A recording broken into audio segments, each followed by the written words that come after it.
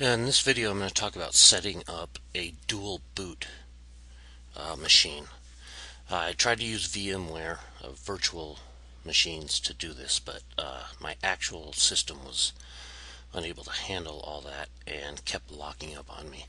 So I'm just going to use some pictures. It's very simple to do. The first thing we're going to do, we can see here, as we're installing Windows, we get to a screen that has a list of our hard drives. And you can see this one here is unpartitioned. It's just one big partition. So what we need to do is we need to partition it so that we have spaces for our operating systems to boot from. The next picture, you can see you just click drive options, and you'll get options for to manage your partitions, and there'll be a button that says new, and you just click new, and then you pick how big you want it to be, like 15 gigs or however much space your operating system needs, and you click next or whatever it is down at the bottom, and bam, you've got a new partition. One thing to keep in mind when you're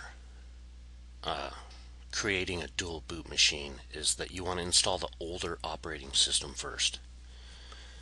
So if you already have XP and then you bought a new copies of Windows 7, you want a dual boot machine with those two operating systems, you want to install XP first, and then install Windows 7. And then after you've got it partitioned, you can install the first operating system on the partition you want. It's good to create a third partition though. Create one partition, that's small, that the minimum requirements or whatever they recommend for each operating system. So if you have Windows XP and it says 15 gigs, create one that's 15, and you have Windows 7 and they say they want one that's 20, they recommend 20. Create one that's 20, and then have the rest left over for all the files and stuff.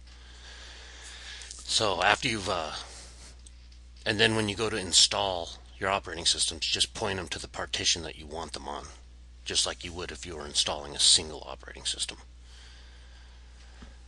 Then after you've got them both installed, when you boot, you'll see a boot manager window, and it'll ask you to choose which operating system you want to start with. And you just pick it,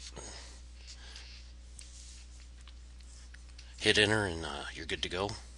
And something else people don't realize about a dual boot machine is if you have an application that you're running on Windows XP and you've decided to run in Vista or 7 or whatever it is you're doing, you don't have to reinstall that application for both operating systems.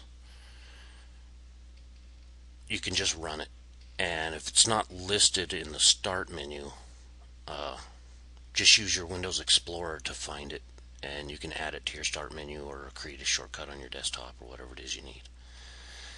And that is how simple it is to create a dual boot machine.